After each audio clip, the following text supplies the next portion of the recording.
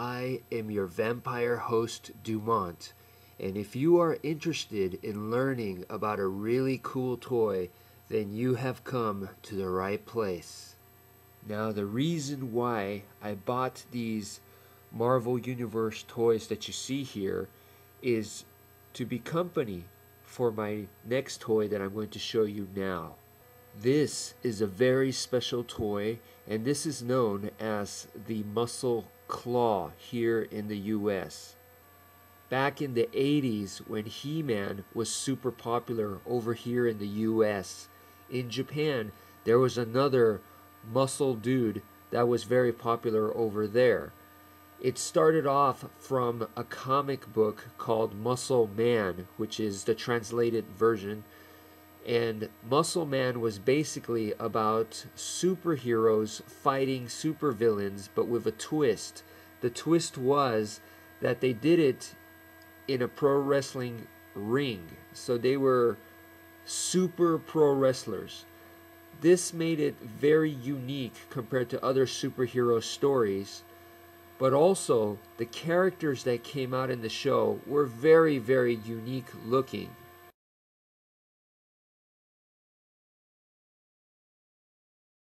One of the most unique looking characters, in my opinion, was this guy, the M.U.S.C.L.E. Unique and cool looking.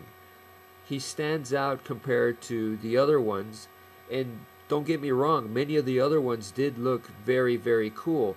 Now, to understand the bio of this guy, you have to go into some of the story. Now, back when Muscle Man was fighting the bad guys, he was fighting many different bad guy groups, and one of the most biggest groups that he had to fight were called the Devil Superman. Now, there was a character named Sneegator who was actually one of the six devil knights. Okay, so he's actually very high ranking, and he was part of this Devil Superman. So the six Devil Knights were like the leaders, or like the officers of the Devil Superman. And Sneegator looked like he had the face of an alligator. He had a hood of a cobra, so he kind of looked like Serpentor from G.I. Joe.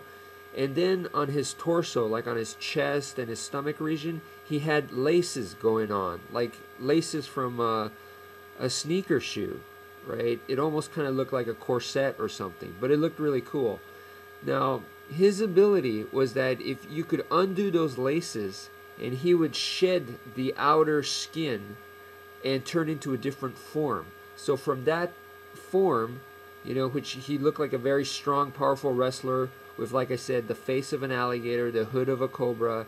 So he could undo his laces, and then a next form would come out from there.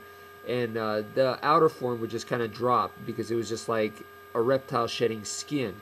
Now the thing was, his next form would always have to do something with a reptile. So it would look like there was one that was kind of like a turtle style. There was another one that was kind of like a snake. There was another one that was kind of like a frilled lizard.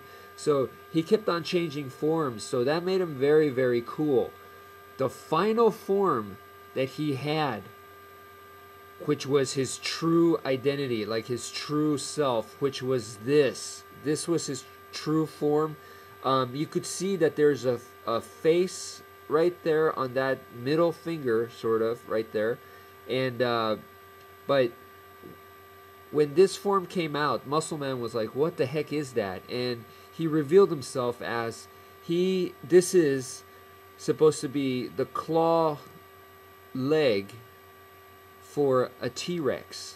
So pretty much the dinosaurs got extinct, and he survived, and he was really upset at the humans for taking over Earth, because at one point, you know, the dinosaurs had taken over Earth. So I guess it was kind of like his revenge or something like that. They didn't really go into it too much, but yeah, that's what he is. He's supposed to be the foot of a T-Rex, and that's why the relationship with you know, being all kinds of reptilian type creatures that he could transform into. And his name, Sneegator, sounds kind of weird, but basically, you know, it combines sneaker shoe plus alligator. So you get those two words together and put it together and you get Sneegator. So that's his real name, Sneegator.